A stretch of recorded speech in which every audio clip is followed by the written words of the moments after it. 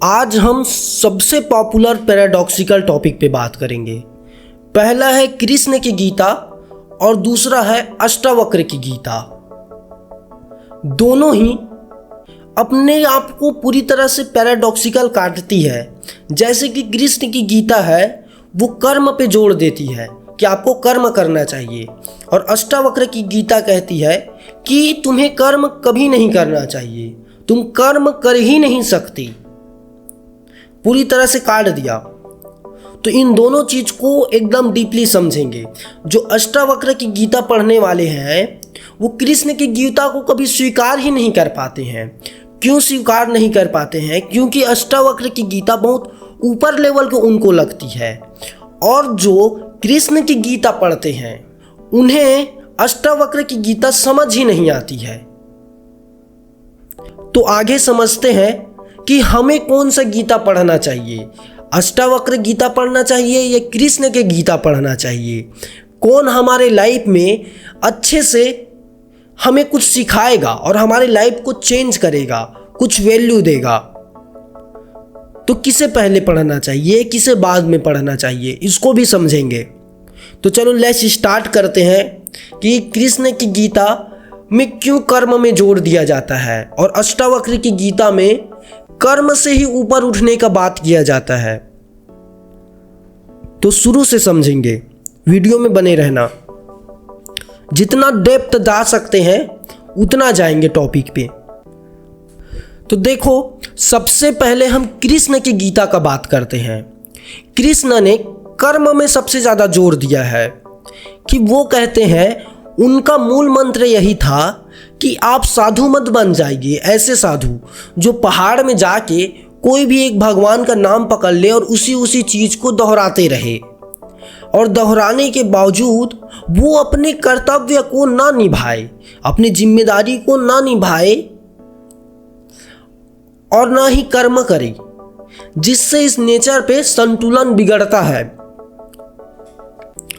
और आप ये समझिएगा कि कृष्ण की गीता कहाँ दी गई थी। उसकी गीता, कृष्ण जी की गीता कुरुक्षेत्र में दी गई थी, एक युद्ध के बीच, महाभारत में। जब अर्जुन बहुत ही ज़्यादा निराश हो जाता है, अपने परिवार को मैं कैसे मारूं, मार कैसे सकता हूं, उस सिचुएशन में कृष्ण ने अर्जुन को ज्ञान दिया। एक अलग ही भाषा, एक अलग ही चीज़ उन्होंने जन्म दे दिया था। वो है कर्म की गीता। कृष्ण ने कहा अर्जुन को कि हे पार्थ, तुम्हें कर्म करने ही चाहिए, और तुम ये मत समझना कि मैं कर्म कर रहा हूं, कि जो तुम मार रहे हो वो भी मैं हूं। मैं कृष्ण की मैं को ये मत समझना, वो सुप्रीम पावर है। कृष्ण को सिर्फ एक रूप में मत देखना, बस इतना गुजारिश करता हूं। तो वो जो मार रहा है वो भी मैं हूं, और जो मर रहा है वो भी मैं हूं, और जो बाढ़ जा रहा है वो भी मैं हूं। तो तुम ये मत समझो कि मैं कर्म कर रहा हूं, लेकिन तुम्हें कर्म करना पड़ेगा ये समझ के कि मैं ईश्वर ही करा रहा है। ये थोड़ा बहुत अष्टावक्र की बातें से मिलती है, लेकिन कर्म के कॉन्सेप्ट पे कृष्ण और आगे बढ़ते हैं और तुम्हें बताते हैं कि कर्म के जरिए तुम जिम्मेदारी के जरिए ऊपर लेवल तक पहुंच सकते हो, उस सुप्रीम लेवल को छू सकते हो, पा सकते हो। और आगे कृष्ण कर्म के बारे भी में ये बताते हैं। मैं तुम्हें सिंपल वे में कर्म के टॉपिक को भी समझाता हूँ। कर्म दो तरह से होते हैं। एक एक्शन कर्म। एक्शन कर्म क्या है कि जैसे कि क्रिया करो उसका प्रतिक्रिया मिलेगा। जैसे कि मेरे पास एक पेन है, अब इस पेन को मैं ज़मीन पे गिरा देता हूँ, ये गिराया तो वो गिरा तो ज़मीन पे टच होने के बाद थोड़ा सा वो उछला होगा। क्रिया करने के बाद प्रतिक्रिया मिलता ही है। जैसे न्यूटन का थर्ड लॉ है कि मारने के बाद वो भी उतनी फोर्स से मारता है, वही वाला सिद्धांत। और दूसरा ये है कि जब आप कुछ कर्म कर रहे हो, जैसे मैं किसी व्यक्ति का अच्छा किया तो तुम्हारे साथ भी अच्छा होगा, ये कृष्ण भी बोलते हैं, लेकिन मैं इस बात को नहीं मानता। इस टॉपिक को मैं अलग से दूसरे वीडियो में कवर करूंगा। ये है कृष्ण की गीता का सार, और इसी कर्म के जरिए तुम सत्य और असीम पावर, उस ईश्वर को समझ पाओगे ये बताते हैं। अष्टावक्र की गीता को समझते हैं कि अष्टावक्र की गीता उस समय दी गई कि जब वो राजा जनक के पास जाता है, जब एक सभा बैठा हुआ होता है, वहाँ युद्ध नहीं चल रहा है, वहाँ सिर्फ विवाद चल रहा है। उस समय अष्टावक्र ऐसी महान वीर घोषणा करते हैं जिसे शब्दों से बयां नहीं किया जा सकता। अगर आपने अष्टावक्र की गीता पढ़ा होगा तो राजा जनक को बहुत से ऐसी चीज़ें बताते हैं। वो बताते हैं, उनका मूल मंत्र ये है, उनका भी मूल मंत्र समझिएगा कि तुम राजा जनक, तुम जितने भी पापी हो, कुछ भी हो, तुम कर्म कर ही नहीं सकती। कर्म करने वाला तुम्हारा शरीर है, तुम्हारा मन है और तुम्हारे विचार है। तुम हो अवचेतन मन, तुम वो असीम पावर, वो असीम शक्ति हो जिसे कोई छू नहीं सकता, जिसे कोई गंदा कर नहीं सकता। तुम वो हो। अगर तुम वो अवचेतन मन हो तो तुम कर्म कैसे कर सकते हो? तुम्हारा शरीर है वो तो खत्म हो जाएगा, जल जाएगा, मृत्यु हो जाएगा, और तुम्हारा सत्य जो आत्मा है, शब्दों में कहा जाए, वो बच जाएगा। तो कर्म का यहाँ सवाल ही नहीं उठता। और दूसरा कॉन्सेप्ट ये कहते हैं कि अगर कुछ करने से, कुछ कर्म करने से ईश्वर मिलता होगा तो वो सच्चा ईश्वर नहीं हो सकता, वो इमेजिनेशन का ईश्वर है। वो ईश्वर बस तुम्हारे मन की गणना है। अगर कुछ छोटा मोटा कर्म करने से तुम ईश्वर को पा जा रही हो तो तुम खरीद रहे हो।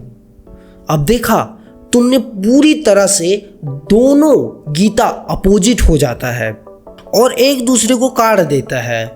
अब समझने की यहाँ ये ज़रूरत है कि कंपैरिजन नहीं करना चाहिए कि जो कृष्ण की गीता है वो ऐसे टाइम दिया गया जिसमें कर्म की ज़रूरत थी ही।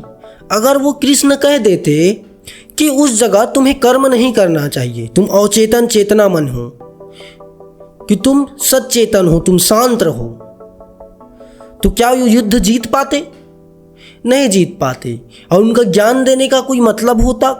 गीता देने का मतलब होता? नहीं होता। तो उस जगह कृष्ण ने किया वो 100% सही था। और दूसरी जगह अष्टावक्र ने जो ज्ञान दिया, जो गीता दिया, जो सत्य बताया, उस जगह वो सच था।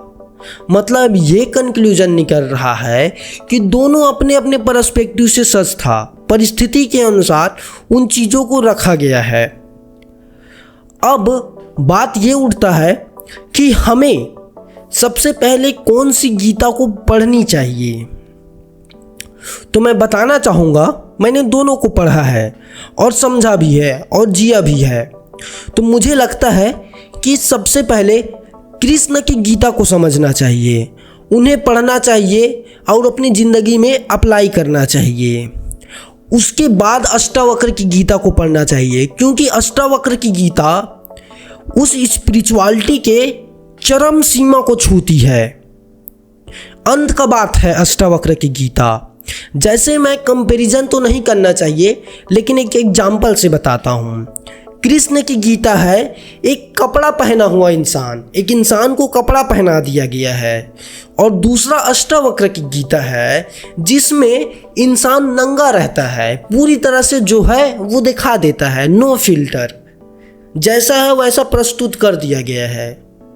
इस कारण अष्टावक्र की गीता बहुत ऊपर लेवल की हो जाती है। ये है। और दोनों में सिमिलरिटी देखा जाए तो दोनों ही उस असीम चेतना को पहुंचाने के लिए जिक्र करती है और जोर देती है। भले ही अपना अलग अलग मार्ग हो सकता है। और एक सिमिलरिटी है, कृष्ण की गीता में कर्म तो करने के लिए कहा जाता है, फल की चिंता ना करो कहा जाता है, लेकिन कृष्ण की गीता में कुछ कुछ भाग में वो मेडिटेशन भी में जोर करता है। वो कहता है कि तुम अभी मेडिटेशन करोगे, वो कर्म पुराने जन्म को भी में वो कर्म फल देगा ही। लेकिन अष्टावक्र की गीता में ऐसा कुछ है ही नहीं, वो कर्म को ही नहीं मानते, तो पुराना जन्म को क्या मानेंगे। इस कॉन्सेप्ट को ये समझिए। तो ऑल कंक्लूजन देखा जाए तो कंपैरिजन वाली बात ही नहीं है, सब अपने जगह जगह में सही है। लेकिन मेरे हिसाब से, सुझाव से, आप कृष्ण की गीता पहले पढ़िए, उसके बाद अष्टावक्र की गीता पढ़िए, तब आपको कॉन्सेप्ट समझ आ जाएगा। और बड़ा या छोटा वाला सवाल नहीं है, लेकिन मैं इतना कहना चाहूँगा कि अष्टावक्र की गीता बहुत ऊपर लेवल तक और बहुत छोटी है, बहुत ऊपर लेवल तक जाती है और उस सत्य को जितना शब्दों में बताया जा सकता है उतना बताती है और छूती है। और कृष्ण के गीता में बहुत कुछ नहीं बताया गया है। और कृष्ण की गीता ज़्यादा सभी प्रकार के चीज़ों को छूती है, जैसे सामाजिक, आर्थिक, राजनीतिक, व्यवहारिक जीवन, अध्यात्म, सभी चीज़ को छूती है। इस कारण कृष्ण की गीता सबको पसंद आती है। जो जो लोग होते हैं वो अपने अपने जरिए से कृष्ण की गीता से कुछ कुछ ले देते हैं। लेकिन अष्टावक्र की गीता सीधा सत्य की बात करती है, कोई दूसरा चीज़ के बारे में बात नहीं करती है। ये सबसे बड़ा डिफरेंट है इन दोनों गीता में। हो गया। तो मेरा ये कॉन्सेप्ट था और जितना भी मैंने पढ़ा है और रिसर्च किया है उस हिसाब से यही कॉन्सेप्ट निकल रहा है, पूरे कंक्लूजन का निचोड़, पूरे टॉपिक का निचोड़। तो थैंक यू। अगर आपको वीडियो अच्छा लगा है या कुछ सीखने या समझने या देखने का में मज़ा आया है, और अगर आप फिलोसॉफिकल और स्पिरिचुअल वीडियो देखना चाहते हैं और डीप गहराई से समझना चाहते हैं, तो इस चैनल को सब्सक्राइब कीजिए, इस वीडियो को लाइक कीजिए। और तुम्हें क्या चीज़ विचलित लगता है और क्या तुम्हारे मन में ख्याल आ रहा है, उस प्रश्न को तुम लिखिए कमेंट बॉक्स में, मैं सबका रिप्लाई दूंगा। तो थैंक यू सो मच। अब मिलते हैं अगले वीडियो में।